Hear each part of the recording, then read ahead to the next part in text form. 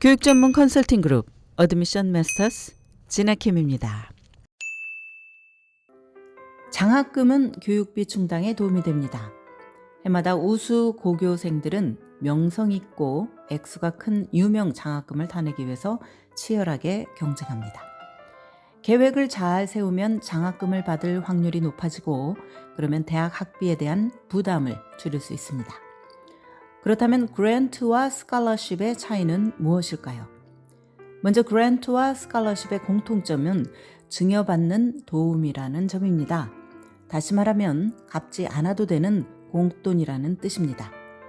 그랜트는 대체로 재정적인 도움이 필요한 경우일 때 수여가 됩니다.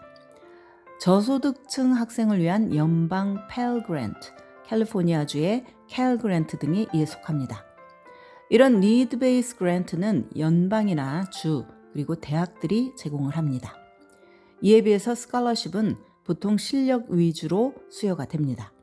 아카데믹이 뛰어나거나 운동 특기 또는 특별한 재능이 있을 때 등입니다. 일부 사설 스칼러십은 저소득층 가정의 학생이 뛰어난 실력을 가졌을 경우 제공합니다. 예를 들면 잭앤쿡 파운데이션 컬리지 스칼러십 프로그램 같은 것입니다.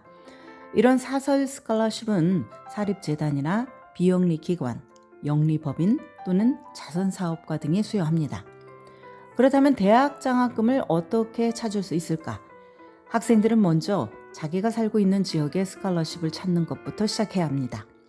그것이 전국 단위의 스칼러십보다 덜 경쟁적이기 때문입니다. 그러나 내셔널 스칼러십 데이터베이스 웹사이트에 등록을 해 놓는 것은 여전히 중요합니다.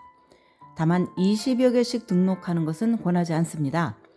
20여 개 기관에서 수많은 이메일이 들어와 혼란을 초래하는 결과를 낳을 수 있기 때문입니다.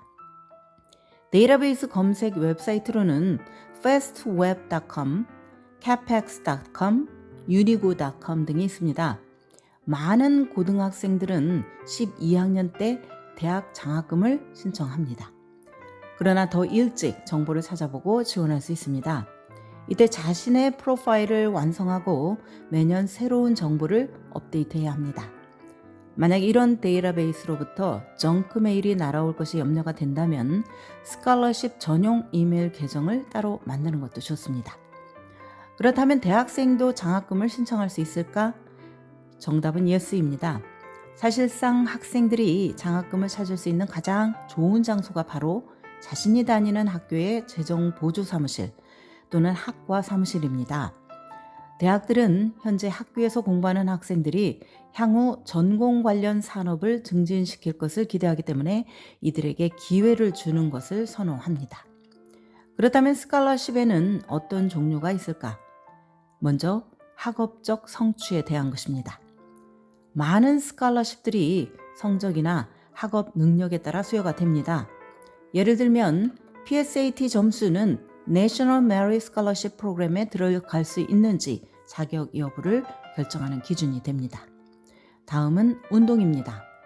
고등학교 운동선수들이 디비전 1 학교에서 스칼러십을 받기를 원한다면 NACC 규칙을 살펴봐야 합니다. 각각의 스포츠 종목에 따라 디비전 1과 디비전 2의 재정 보조에 대한 부수 정관이 다르기 때문입니다.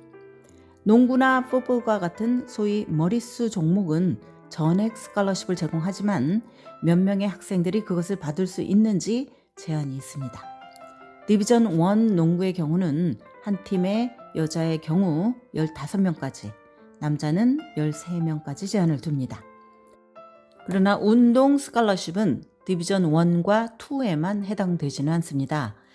e스포츠나 서핑처럼 덜 알려진 종목에도 스칼러십이 있습니다. 다음은 First Generation입니다. 이것은 가족 중 처음으로 대학에 가는 지원자를 위해서 특화된 스칼러십입니다.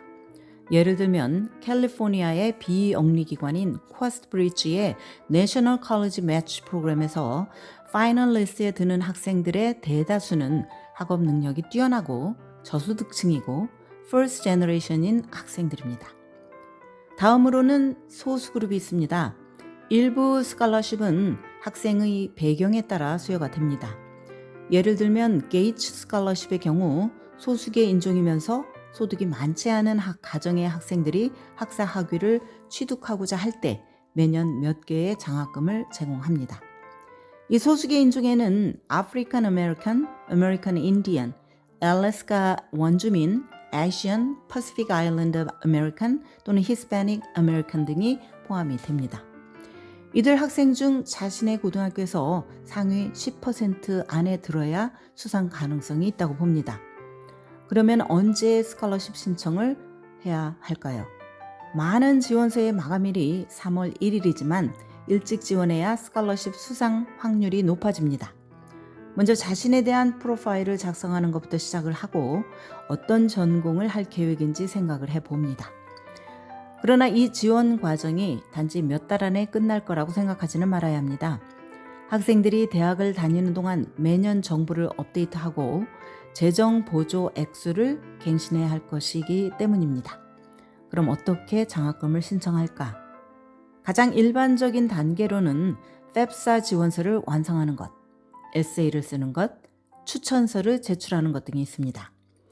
학생들은 팹사 웹사이트에서 신청 방법을 찾아봐야 합니다. 한 가지 단순하고도 중요한 팁은 10월 15일까지 지원서를 제출하라는 것입니다. 추천서를 제출해야 할 경우에는 나의 캐릭터에 대해서 잘 알고 호감을 가지고 써줄 수 있는 사람, 교사나 코치처럼 심사위원회가 진지하게 고려할 만한 사람에게 부탁하는 것이 좋습니다. 지금까지 교육 전문 컨설팅 그룹 어드미션 메서스 진아킴이었습니다.